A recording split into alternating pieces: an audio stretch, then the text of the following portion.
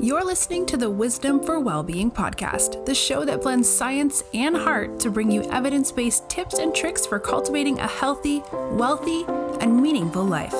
Now, here's your host, therapist, yogi, and fellow full life balancer, Dr. Caitlin Harkis.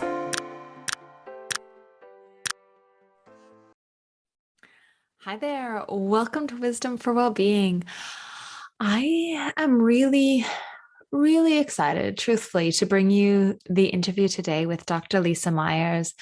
Before I introduce Dr. Lisa, I do want to offer a trigger warning for those of you who might feel uncomfortable or that now is not the right time to be engaging in an interview where wisdom around the grief process is offered, specifically in relationship to a loss, to a death of someone very close.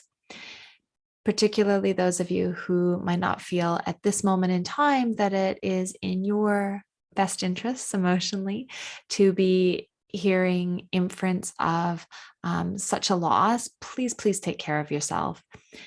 Lisa so beautifully, vulnerably, and I think, in this authentic way offers us an opportunity to see ourselves in her story. She really offers us this connection. So if that is feeling useful and helpful for you and you decide to listen, if at some point it no longer feels like it is in your best interest to keep listening, please, of course, pause, take breathers, do what you need to do to take care of yourself, to keep yourself safe. Lisa offers wonderful words of wisdom around self-kindness and compassion.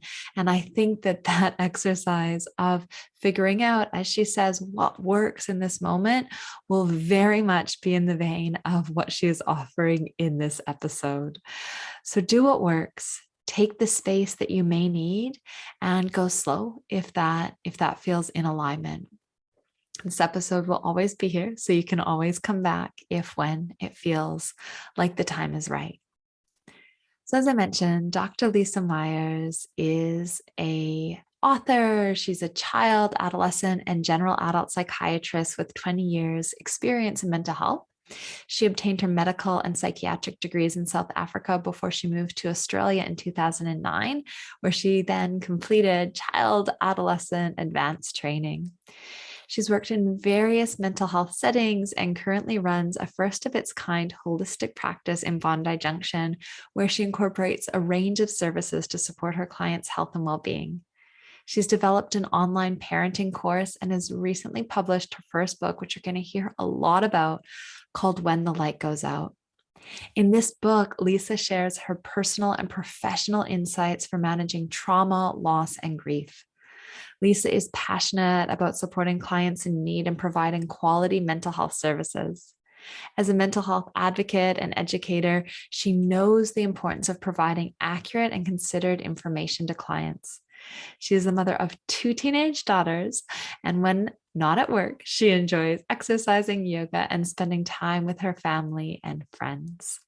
So I am so excited to introduce you to Lisa now. Like I said, it's a raw conversation. And if it feels helpful for you right now, please join us. Let me introduce you to Lisa. Hi there, Dr. Lisa Myers. Welcome to Wisdom for Wellbeing podcast. I am so delighted to get this space to sit together today. Thank you. Thanks so much for having me. It's a pleasure. And, the timing was really beautiful because I saw, a colleague who had mentioned about your book, the wonderful book you have coming out, When the Lights Go Out. And in my mind, I was already thinking, something that is missing on Wisdom for Wellbeing is a conversation around grief. And that was something that listeners had actually advocated for in a polling I did recently too.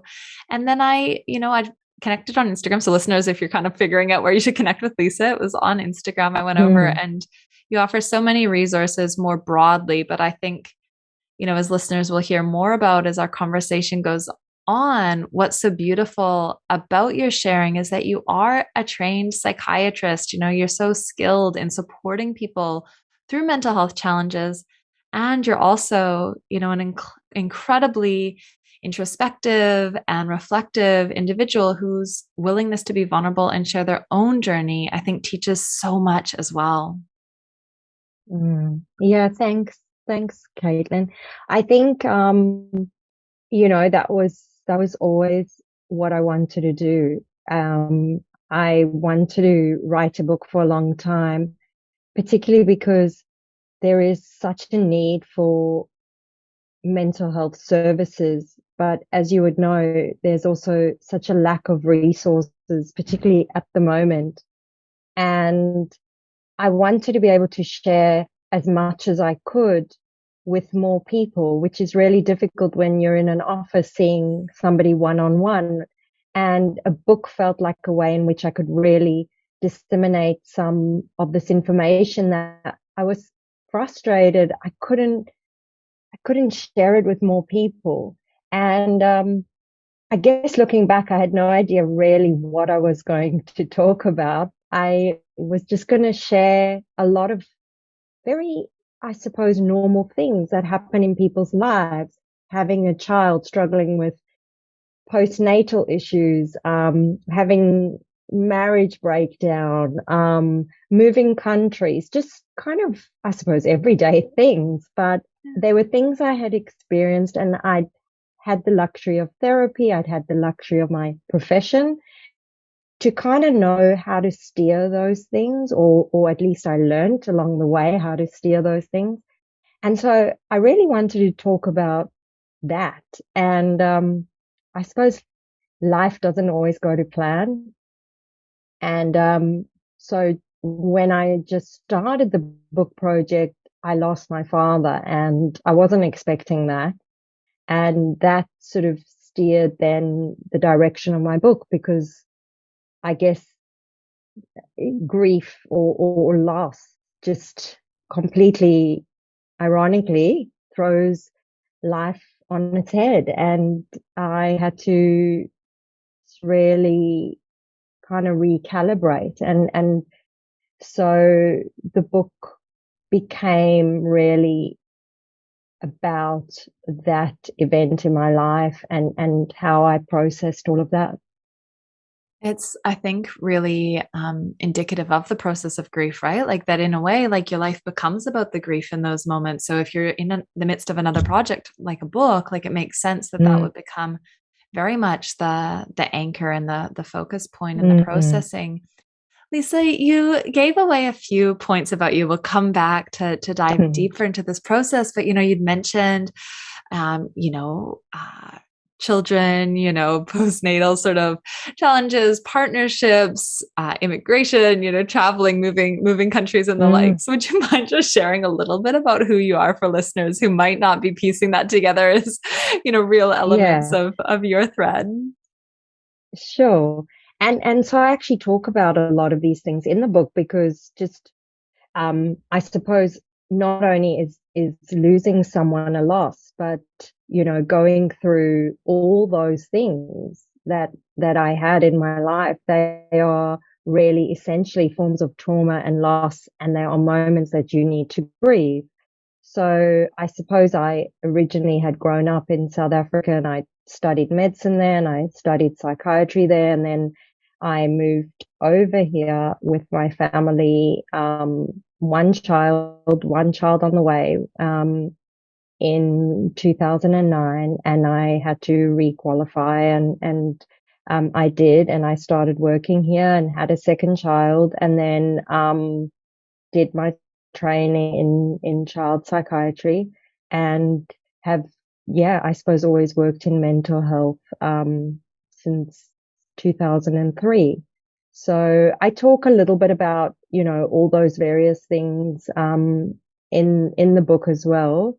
So I guess a lot of sharing, which is not, I suppose, the norm. And you would know, working in this profession, it sort of is not the done thing. So I'm yet to sort of see how that's received, but it kind of felt true to myself without being unprofessional. Yeah. I just wanted to be vulnerable. I wanted to be real, but mostly I just wanted people to know that we're all the same. we all go through things. And I suppose people look at me and think, you have it all together. And in many ways I do, but there is that I don't, and there are times that I don't, but I feel like having the knowledge, having the support, having the willingness to actually even own up to it just makes it all so much easier and doable.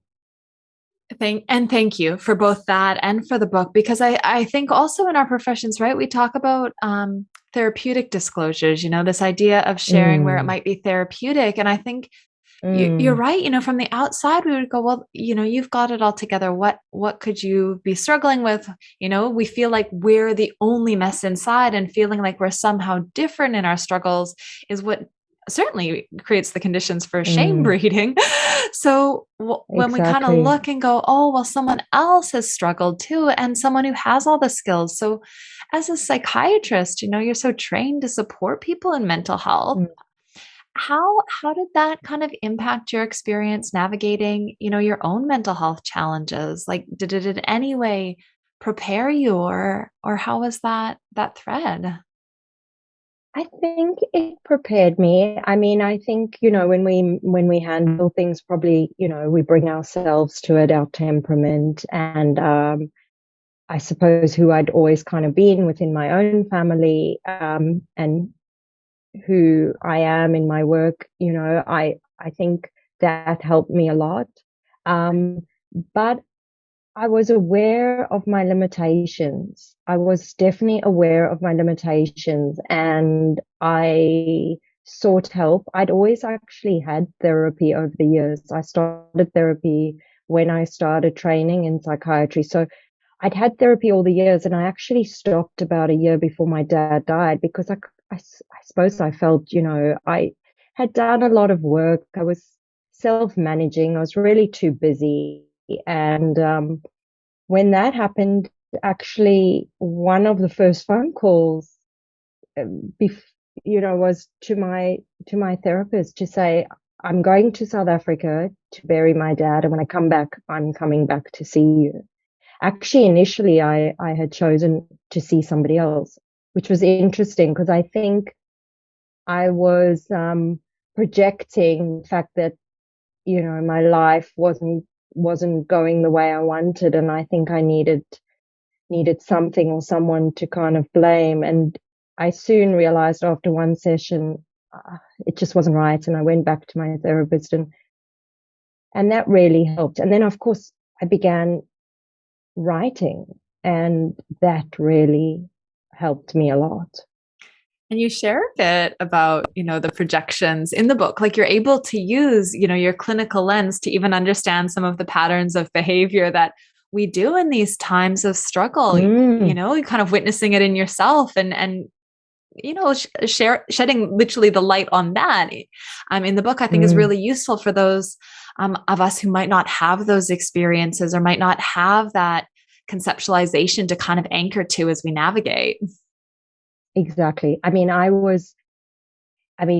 obviously not everyone's read the book, but I wasn't sure what had happened with my father. No one was. And so there were a lot of question marks, and it brought up so much shame.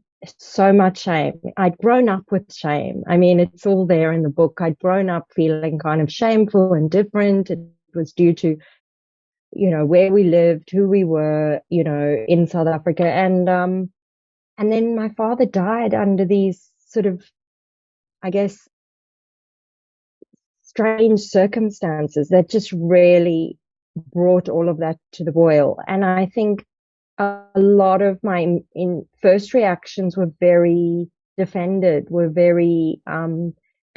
of my shame. I wanted to make it, I didn't want him to look bad. I didn't want our family to look bad. And so there was a lot of anger. There was probably a lot of pointing of fingers, and I suppose that's what happens. But it just by, I guess, processing and obviously understanding that, I could look at it and I guess just make peace with all of that and own what I needed to own. And a lot of this book project for me was finally, I'm even thinking that as I'm talking here, just so letting go of years of shame. And I think we carry so much shame as humans, and it stops us from reaching out. It stops us from living our lives. And it's just so sad. And so I just needed to cut the shackles of shame. That's so powerfully said, to cut the shackles of shame and Mm. to kind of cut that so that you can go and so that you can live and explore and unfold into your life.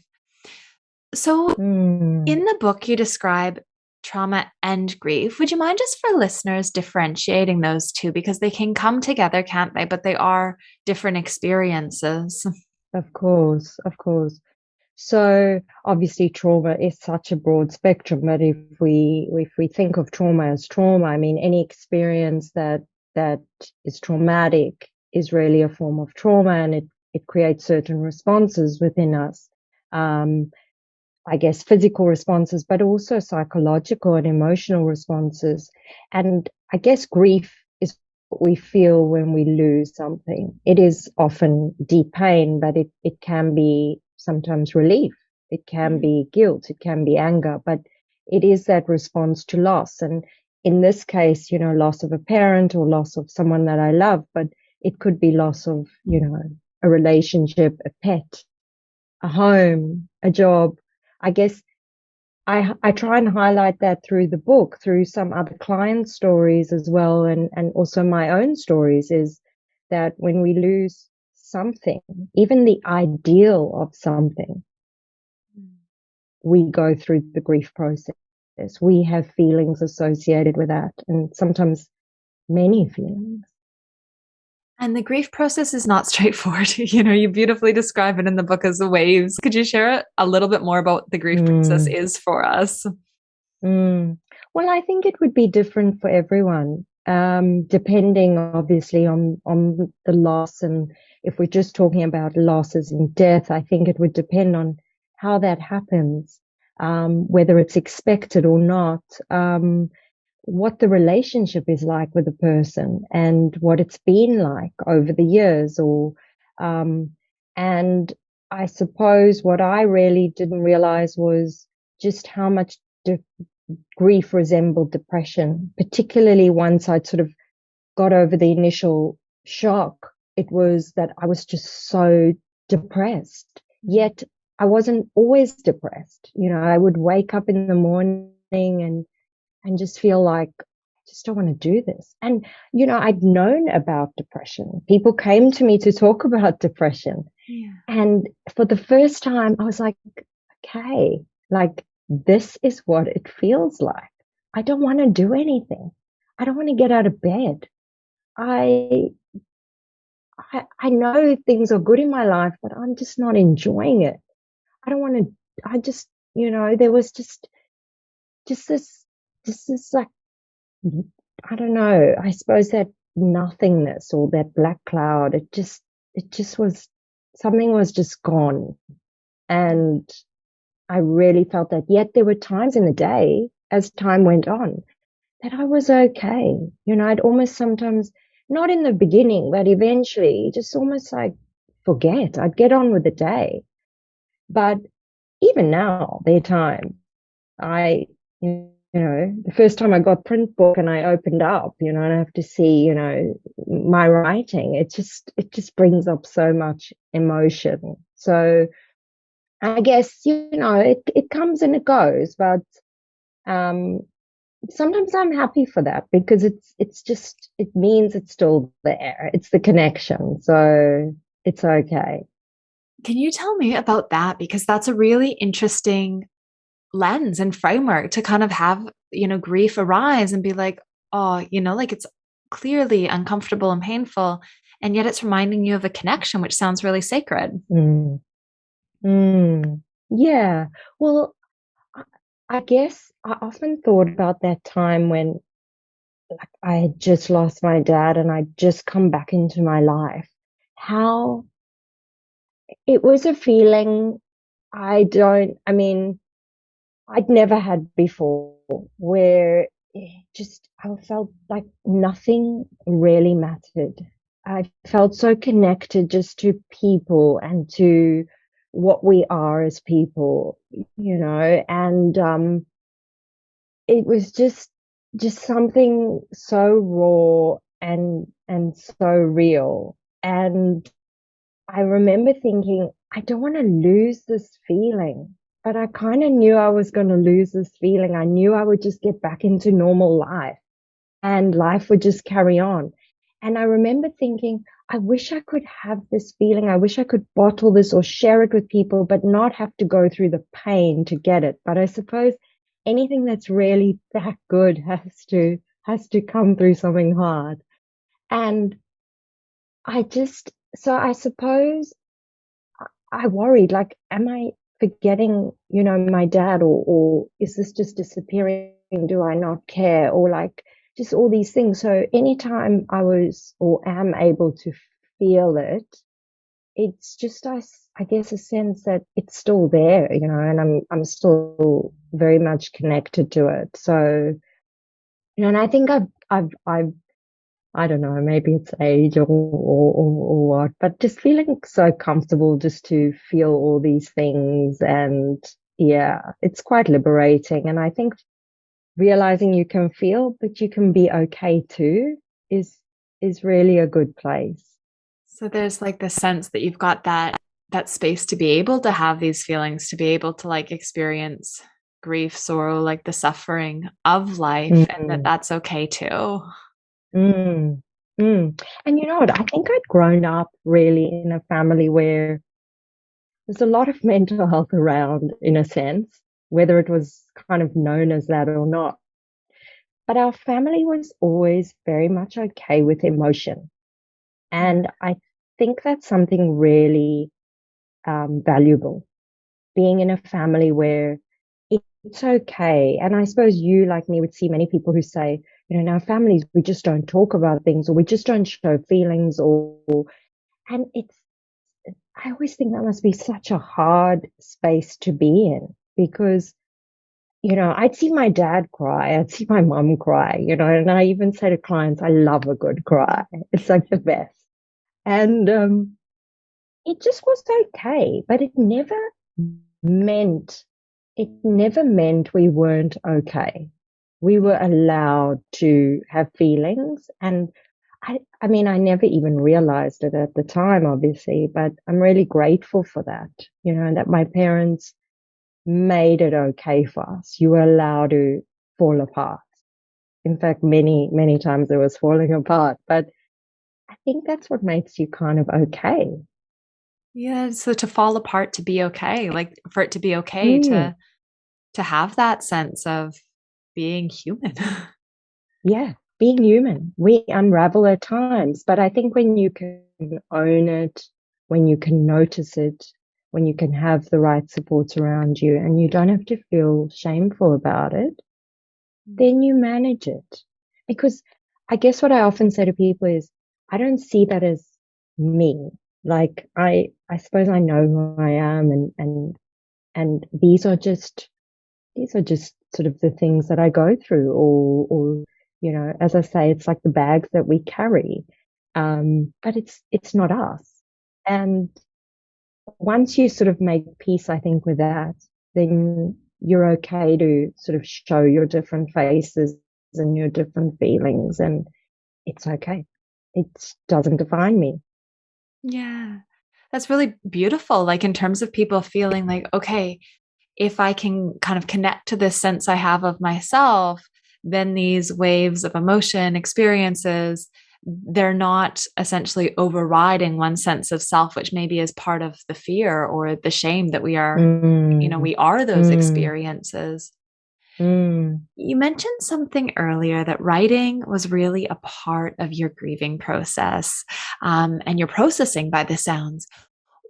For listeners who are kind of maybe in a place of grief or, at some point may be in that place, do you have any, I guess, words of wisdom? Like, would writing be an appropriate place for them to start? Are there other strategies that you would recommend in navigating the grieving process?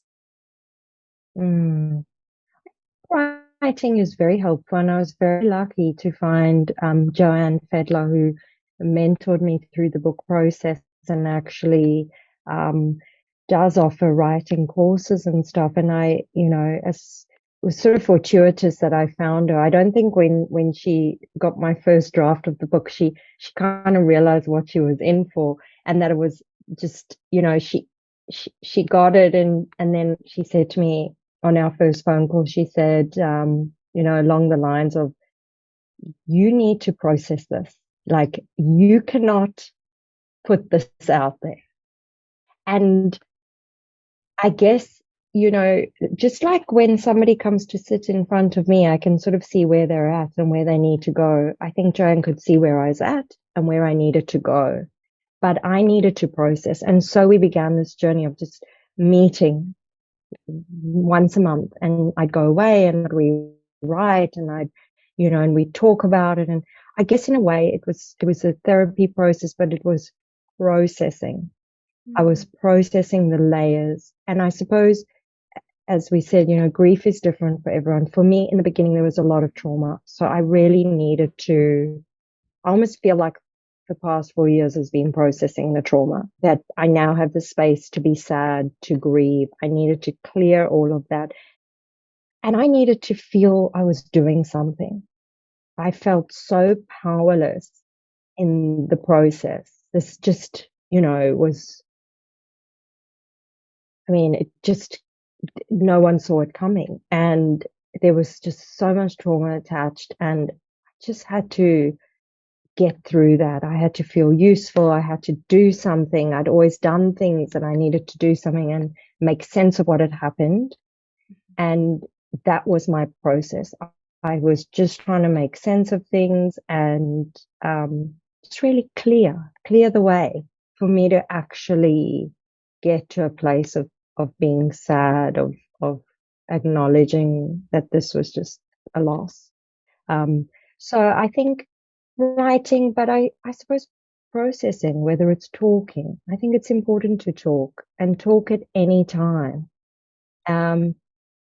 I think, it brings those things to life, but also gives us a chance just to work things through. Because, as I said, depending on the relationship you've had, there's just so much to work through, and it's also confronting, and it takes time. It takes time. And I think the other thing is, it's such a personal journey. It's like you lose this person, or you lose somebody, and everyone's really sad and everyone rallies around you. But then life goes on, and your life is changed. Your life has changed and is not just carrying on. And I think that's sometimes really hard. You feel a bit alone and a bit isolated. So it's important to talk, and often to talk to people who understand the experience. I felt actually quite embarrassed because I'd had I'd had friends or clients who'd lost parents. And I just don't think I ever understood the magnitude of loss, to that extent. And I guess now people come in, they're like, oh, my dog died, and but it's nothing. I'm like, no, it's not nothing. It's not nothing. Show me the photos. I want to see the dog. Like, we need to take some time with this. It's a bit, it's like, you understand. It's carved out these like depths of empathy, hasn't it? Completely. So talking, processing, whether it's support groups, whether it's through religion or whatever works, really, is what I say. But just knowing it's a journey, and it takes time, and it never really goes away. It just becomes a little bit easier.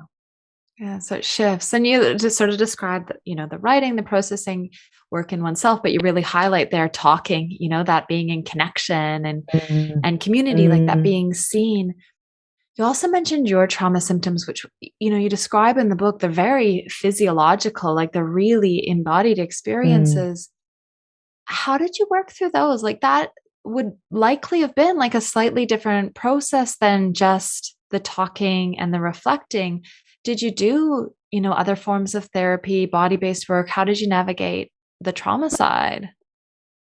Look, I think for me, it's really being able to know that it was that Yeah. Okay. and allowing myself to kind of, I suppose I had some of these tools and I wasn't really afraid so much of I knew it was that. Like, at times it was extremely overwhelming. I remember sitting at a dinner one night and the dinner conversation started to move towards talking about a show where I'm not sure they were talking about bodies being in, and it and I just felt myself go like completely dissociate. And again, these were things I had like heard and I could just feel it happening. Like I just thought I need to just excuse myself because I just like felt myself kind of like going just out of this conversation. It was like I just, and feeling very emotional and I just needed to take myself and I got up and sort of went to the bathroom and just cried and then I was like I could go home now and I was just sort of like thinking through no, just calm, this is okay, you'll be okay, and just breathing and kind of got myself back. So I think knowing what it was, being able to name things and then just sitting with them as you would probably do in a therapy, just getting myself okay with those feelings over time made it a little bit easier to manage. I mean, there always still the odd moments and certain things will always just sort of stick out to me. I start the book talking about, how I'd walked into a shop one day and I saw a box cutter. And I don't think I'll ever look at a box cutter in my life um, very easily. It just even makes me sort of feel very emotional. But, I suppose that's to be expected, but I think it just makes you realize more so because these are things we deal with every single day when we're talking to people. And I think sometimes can be, I speak for myself, kind of like maybe a bit flippant in how easy it is to say, it'll be okay. I think sometimes some things will not be okay, but maybe that's also okay. And just being a little bit more understanding, but yeah, just a bit more also and kind to oneself, I suppose, with those things. And you Like we do. don't have to be okay with everything.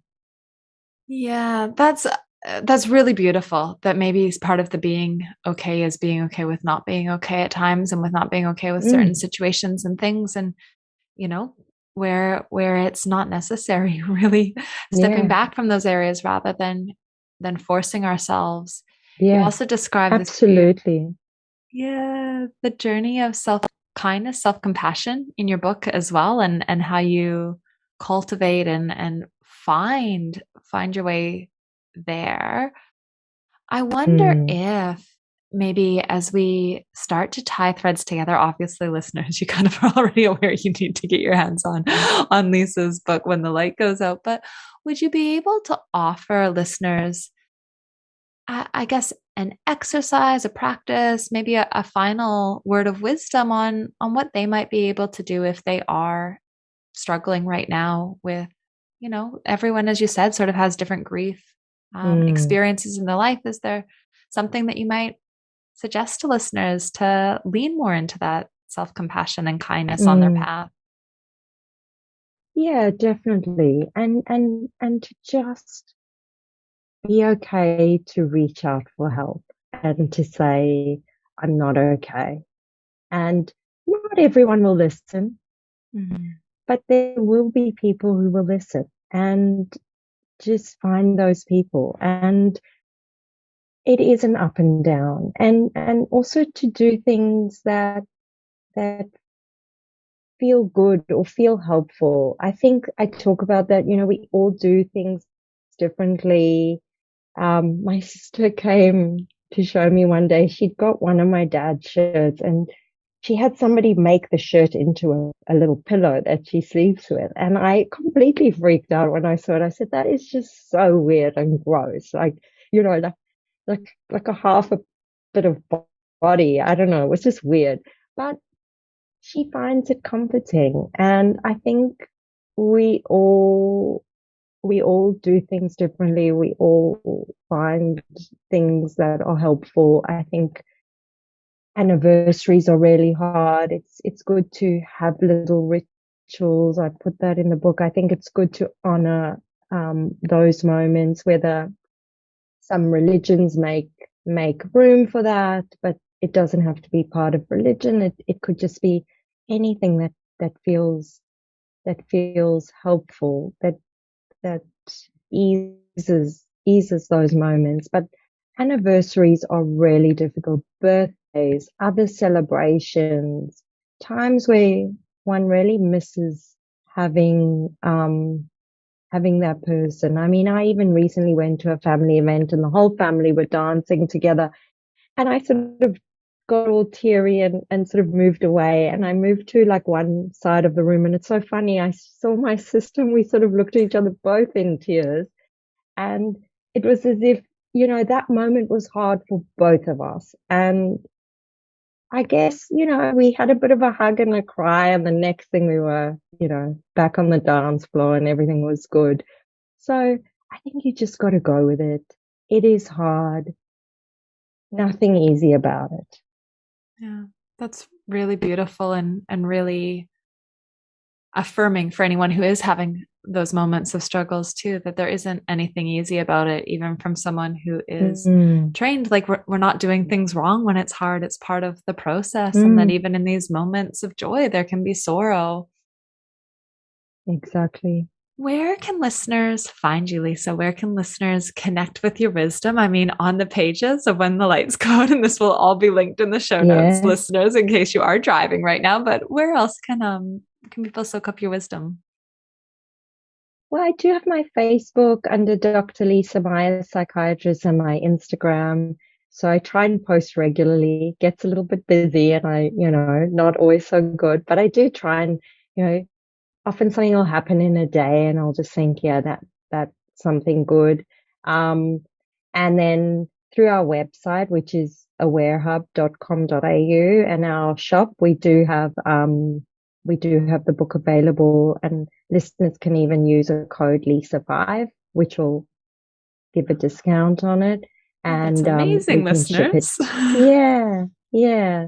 So, I mean, look, I hope it provides some help and some support and just some normalizing of mental health and the struggles that we all go through, and just for everyone to know it's okay. Like, it's part of life, and sometimes it's harder than others, and those are the times we maybe need a bit more help.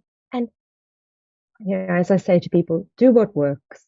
If that's medication, if that's therapy, if that's yoga, if that's reading, if that's gym, whatever works. And just be flexible and kind, because we're humans, we have our ups and downs, and get good support and have good people in your life. That's a beautiful note to finish on, listeners. Do what works. Soak it up with the good people in your life. You do what works. I love that. Do what works. Keep it flexible. Sometimes one thing helps and then we have to change it up. Yeah. So responding to what's in front of you, what's kind of going on for you right now. Thank you so much, Dr. Lisa Myers. We so appreciate your wisdom. Thanks for having me. I hope that you found that interview with Lisa as powerful as I did. Her ability to share, to talk us through her experiences of being human, the suffering that unfolds in a life that from the outside might seem like it is all together, I think is really powerful at normalizing and healing. And her book, When the Light Goes Out, it's beautifully written. I highly recommend reading it for the connection she offers in there, as well as the words of wisdom in navigating your mental health journey. I also think it's really powerful that she recognizes the privilege of therapy, of resources, of support, because we know that at different times we have different degrees of accessibility. So with that in mind, considering her suggestions around writing, sharing with safe people. And this is always a barometer I recommend to people, make sure you figure out who your safe people to share are. Being vulnerable in a space that isn't safe is not wise action. It's not necessarily going to support us in our healing journey. So figure out who your safe people are, who you can share with, work with, whether it is in groups. There's lots of groups that individuals might connect, having had shared experiences and work through and process, as well as if you have the opportunity for one-on-one work or, really skillful connecting friends and family. Always know that if you need to, there are helplines that you can connect to and resources when things are feeling really pointy and pressured. Lifeline in South Australia, where I'm at, there is a mental health triage service. You can reach out to those services as well as attend your hospital, your local ED at different points in time as you might need to take care of yourself. Without further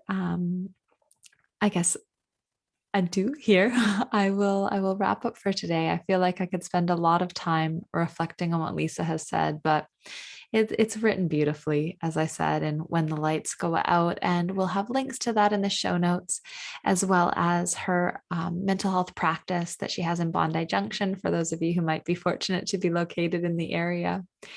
As always, any further episode ideas, suggestions, this one was one that was suggested by a listener on Instagram, please send them to me and we'll make it happen.